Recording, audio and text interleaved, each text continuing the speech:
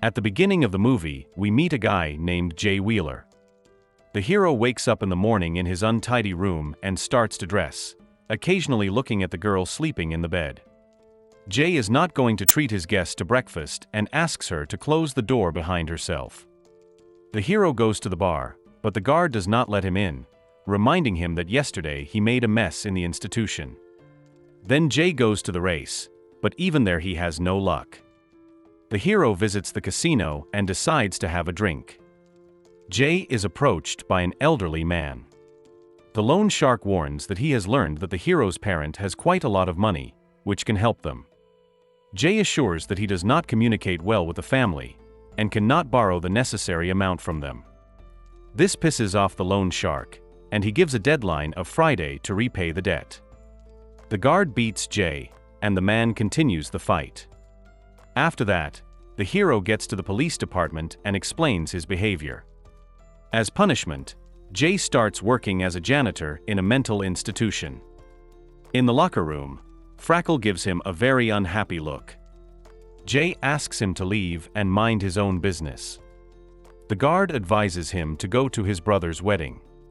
Perhaps then his parents will take pity on him and give him some money to pay his debt. Jay lies to his father that he is working as a manager in a clinic and is also dating a nurse. A new problem arises. The hero needs to come to a wedding with a girl. The next day, Jay starts work again. The hero tries to persuade one of the nurses to go with him to the wedding, but the girl refuses. A new patient appears in the corridor, Daisy Kensington. Jay admiringly looks at the girl. After that, the hero socializes with some patients, supporting them with booze and Frank magazines. Dr. Bertelmann forbids Jay to repeat such a thing. The man is aware that the hero is on probation and losing his job is not desirable for him. After that, the doctor receives Daisy in his office. The girl is very disoriented, but realizes that she came to the hospital because of the voices in her head. At night, Daisy begins to be molested by Frackle, pretending to be a doctor. Jay steps in for the girl.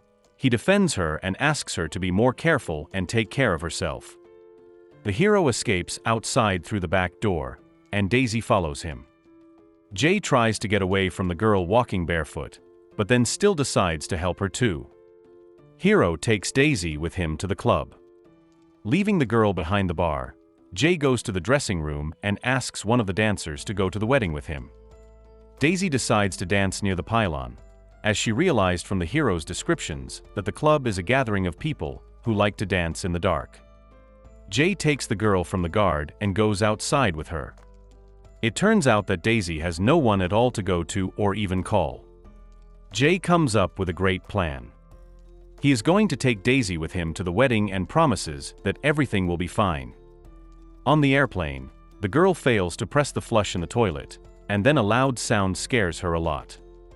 The hero behaves very patiently, explains everything, and asks Daisy to go to bed to be awake and full of energy in New Orleans.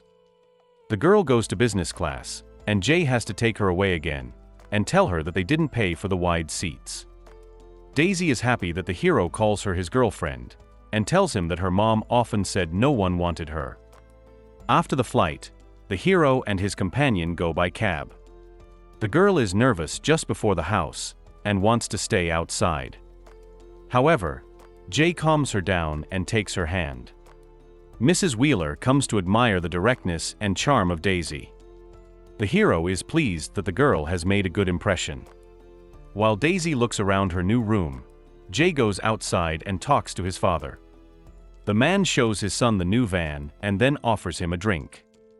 At dinner, Daisy told everyone that she was working as a nurse, just as she had been told. Jay's father and the bride and groom were also fascinated by her unlike ordinary people, as well as her habit of walking without shoes. At dinner, goose liver is served on the table. Daisy does not want to eat it, as the smell reminds her of cat food. The father suspects that Jay has come for the money and jokes that the son is thank goodness a manager and not a janitor at the hospital. Daisy becomes very cheerful after drinking champagne. Jay takes her to the bedroom and is pleased that the first dinner went as it should. In the morning, Mrs. Wheeler informs her son that his girlfriend is cleaning the bathroom. The hero goes there and learns that her mom told Daisy that this is how to earn love. Jay asks the girl to leave this occupation, and tells her that one truly loves for nothing, not for cleaning. Daisy suddenly confesses that her mom is not alive and she did it. That's why the girl ended up in the hospital. Jay reflects on what he has heard, and meanwhile Mrs. Wheeler decides to change the girl's clothes and help her become even more beautiful. During the ceremony, Daisy picks up the flowers that the girl scatters. Jay asks her not to do that again and to stay in her seat for the rest of the ceremony. Mr. Wheeler decides to lend his son money for the project Jay mentioned at last night's dinner. The hero realizes that his plan is going as well as it could. During the banquet, Daisy learns a lot about Jay. During the dance, the girl admits that she has never hugged anyone before. The hero learns that Daisy did not even go to school and was socially isolated. The couple dances, but they are soon separated. Mrs. Wheeler wants to talk to her son, and her spouse dances with Daisy. The man suspects that Jay wouldn't work at the hospital, and there's something fishy about the whole affair. The tough questioning drives Daisy to hysterics.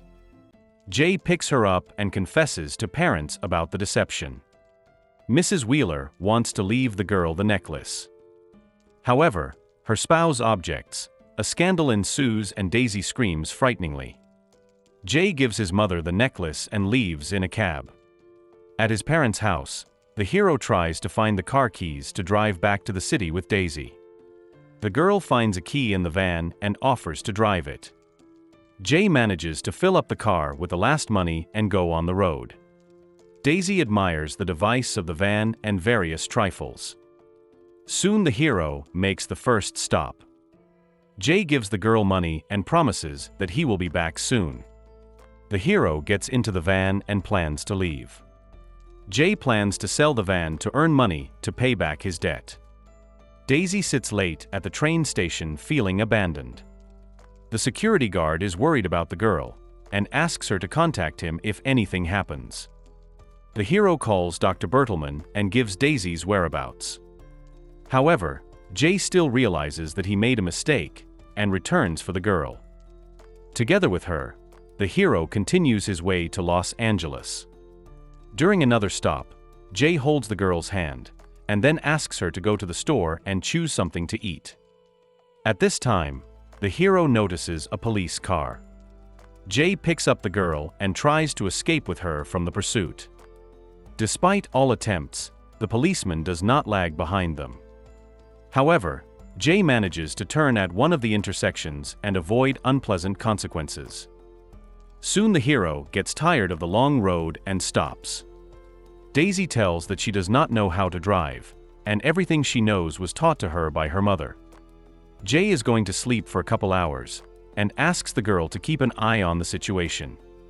Daisy wakes him up and informs him that there is a policeman walking around outside. Jay hides in the closet, and the girl lies that he ran off into the woods. The policeman decides to inspect the van after all, but then walks off into the thicket. Daisy throws away his car keys. Jay continues his journey. In the evening, the hero watches Daisy and realizes that he is increasingly fascinated by her. Later, Jay sits across from the girl in the van. Daisy guesses why he came and says that she hasn't played night games with anyone yet. In addition, the girl questions Jay about the strange stories she heard about him at the wedding. The hero admits that he slept with someone else's wife, but no one was interested in his feelings. For this, as well as many other reasons, the father dislikes Jay. The hero with a smile wishes Daisy good night, after which he leaves. The next day Jay and his companion go to the carnival. They have a wonderful time, have fun, and Daisy confesses that it is the best day of her life. Jay continues traveling and during one of the stops he decides to teach Daisy how to drive. The girl doesn't believe that she can do what others do. But the hero reminds her of all the things she has dealt with over the past few days. This gives Daisy confidence. Unexpectedly, Jay receives a phone call and leaves for the diner. The hero talks to Dr. Bertelsmann and says that he will soon bring Daisy to the hospital. The girl overhears this conversation and runs to the van in tears. Daisy manages to start the car, and she starts driving around in circles in the parking lot. Jay tries to keep up with her. Daisy cries, believing that he never wanted to be her boyfriend, but only pretended to be. After failing to control the car, the girl crashes. The hero helps Daisy out of the car and takes her to a diner. Jay learns that the voices were actually heard by the girl's mother, not herself. In addition, Daisy only found her mother, who had passed away, but did not harm her. Jay tries to explain this to the girl and asks her not to blame herself. The hero kisses Daisy, but they are separated by the arriving police officers. Jay goes to jail. Mrs. Wheeler tells her husband about it and reminds him that his father helped him in the same situation when he was younger. A man listens and helps Jay. Returning home, the hero finds his apartment in a terrible state. Jay sees a lone shark from the window, who also notices him. The hero manages to escape, and he heads to the hospital. However, Dr. Bertelsmann forbids him to go inside, and even more so to see Daisy. Hero decides to lie down on the tracks in front of the train, so that he can be deemed insane and put in the clinic. Daisy cries and says that she really wants to see her boyfriend. Bertelsmann realizes that Jay is faking his proclivities and wants to put him in a locked ward. The hero manages to mention that it was not Daisy who heard the voices, but her mother. Meanwhile, Frackle secretly lets a man from the moneylender into the ward. The latter tries to destroy Jay, but his acquaintance, a sick man, intercedes for him and destroys the offender with a mop. Dr. Bertelsmann is convinced that Daisy does not hear voices, and says that after an examination he will be able to release her. Jay receives $40,000 from his father to pay his debt, as well as an invitation to return home. The hero says goodbye to his friends, meets Daisy, and, kissing her, goes outside, ready to start a new life. This is the end of the movie. Thank you all for watching this video to the end. Give this video a like. Write in the comments what you think about this movie, and see you in new videos.